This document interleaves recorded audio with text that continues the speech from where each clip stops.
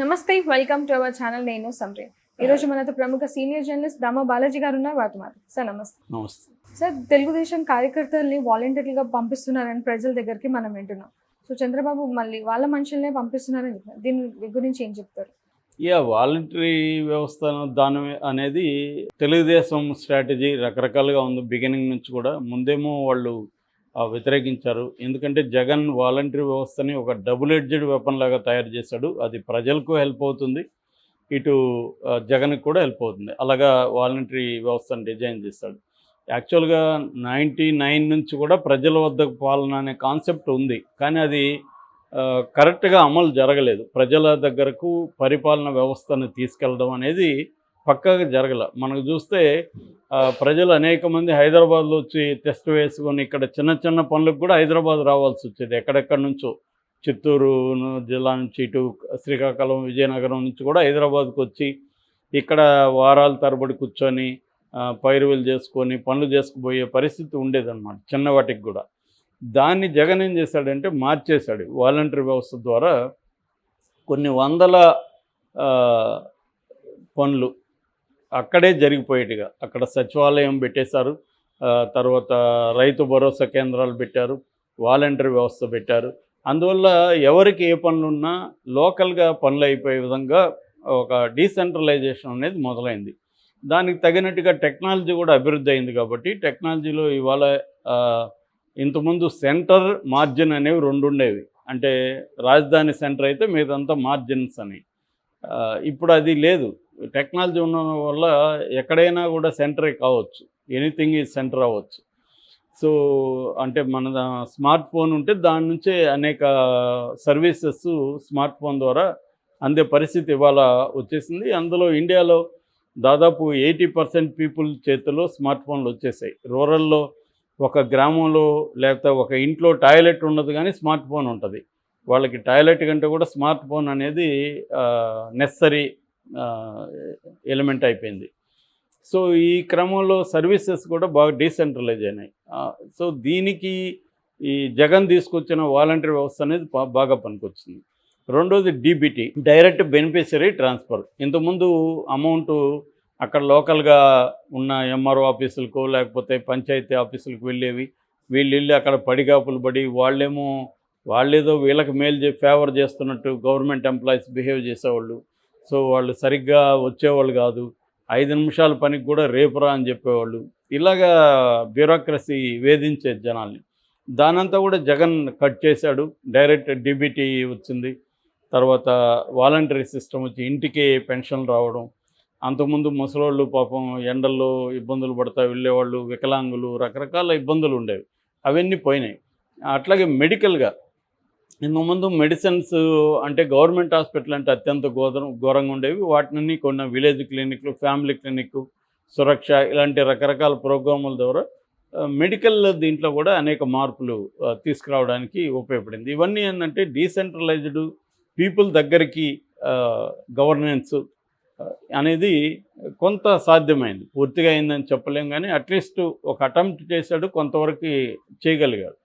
So దీంట్లో అందువల్ల ఈ జగన్ తీసుకొచ్చిన ఈ వ్యవస్థలు జగన్కి హెల్ప్ అవుతాయి కాబట్టి వాటిని అటాక్ చేయడం తెలుగుదేశం ప్రారంభించింది. కొన్ని కోర్టులో కేసులు వేశారు. ఫర్ ఎగ్జాంపుల్ ఇంగ్లీష్ మీడియం పెడితే పిల్లల ఫ్యామిలీస్ అంతా జగన్కి అనుకూలం అయిపోతారని చెప్పి నిజానికి తెలుగు మీడియం మీద ఎవరికేం ప్రేమ లేదు. తెలుగు మీడియం మీద ఎవరికన్నా ప్రేమ ఉంటే ప్రైవేట్ స్కూళ్ళల్లో ఇన్ని రోజులు ఇంగ్లీష్ మీడియమే కదా ఉంది, అక్కడ తెలుగు మీడియం పెట్టమని ఎప్పుడన్నా ఉద్యమాలు చూసామా? ఎప్పుడన్నా ఈనాడు జ్యోతి రాసింది చూసామా? ఎవరు ఏమి రాయలే. అంటే తెలుగును కాపాడే బాధ్యత కూడా మళ్ళీ ముఖ్యంగా దళిత, బీసీ, ఎస్టీ, గిరిజనులు వీళ్ళ పిల్లలకే బాధ్యత అన్నమాట.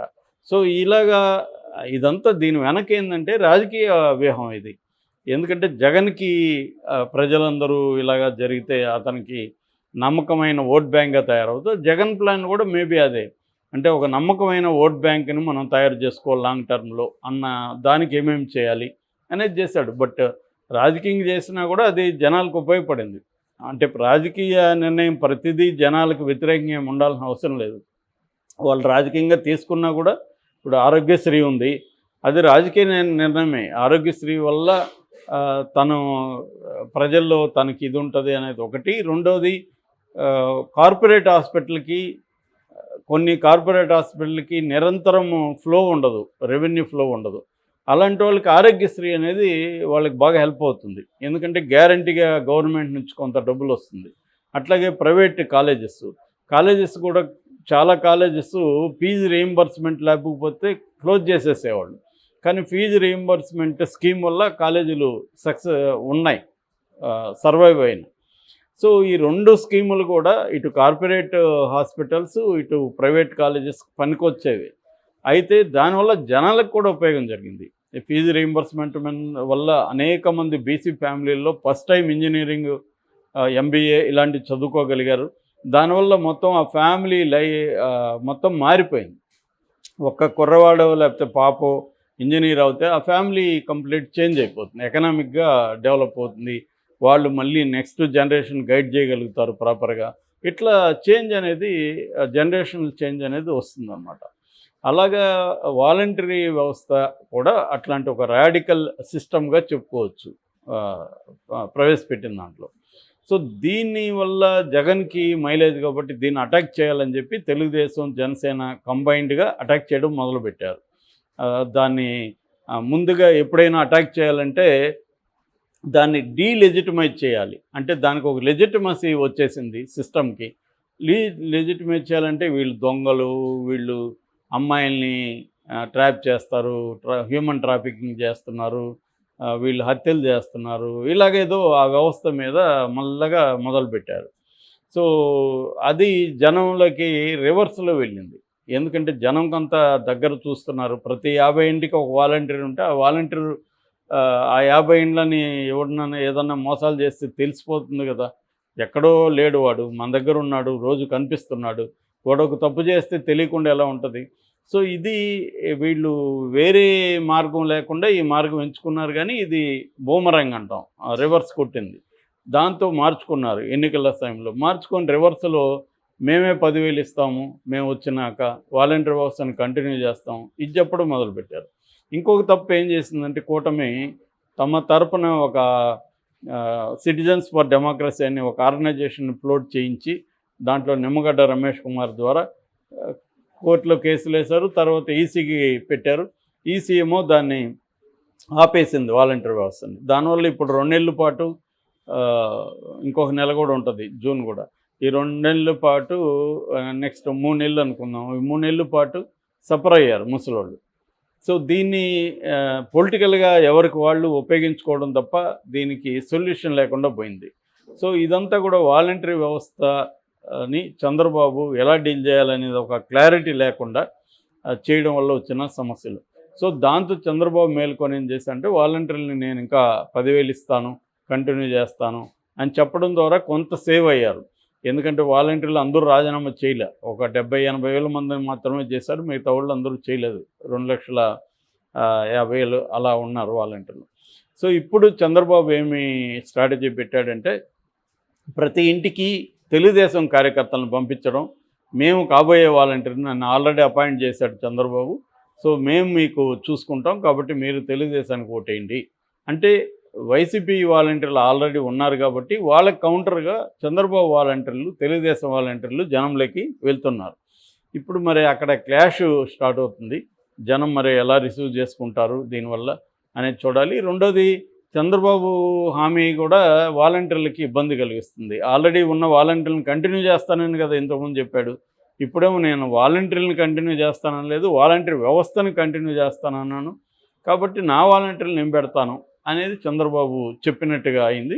మరి దీనివల్ల చంద్రబాబుకి మైలేజ్ వస్తుందా లేకపోతే జగన్కే వస్తుందా? ఎందుకంటే చంద్రబాబు మాట తప్పారు, ఇప్పుడున్న వాలంటీర్లను ఎవరు పెట్టుకోడినా అందరినీ తన కార్యకర్తలను పెడతాడు అన్నప్పుడు ఇప్పుడున్న వాలంటీర్లు అందరిలో మళ్ళీ భయం స్టార్ట్ అవుతుంది. చంద్రబాబు రాకుండా ఉంటే జగన్ వస్తే మనకు కంటిన్యూటీ ఉంటుంది, చంద్రబాబు వస్తే మనల్ని అందరిని తీసేసి తెలుగుదేశం వాళ్ళని పెడతారు, కాబట్టి చంద్రబాబును ఓడిద్దామని ఈ వాలంటీర్లు ఏమన్నా అనుకొని ప్రజల్ని ఇన్ఫ్లుయెన్స్ చేయగలుగుతారా? దాన్ని ఈ కార్యకర్తలు ఎలా అడ్డుకుంటారు? అంటే ఈ కార్యకర్తలకు ఆల్రెడీ ఒక భరోసా ఇస్తున్నాడు చంద్రబాబు, నేను వస్తే మీకు 10,000 జీతంతో ఉద్యోగం ఉంటుంది. సో వీళ్ళకి ఉత్సాహంగా పనిచేస్తారు కదా. సో దీనివల్ల గొడవలు కూడా వచ్చే అవకాశం ఉంది. ఇద్దరు చంద్రబాబు వాలంటీరు ఇప్పుడున్న వాలంటీర్లు కొట్టుకునే అవకాశాలు కూడా ఉన్నాయి. మరి ఏం జరుగుతుందని చూడాలి. Thank you.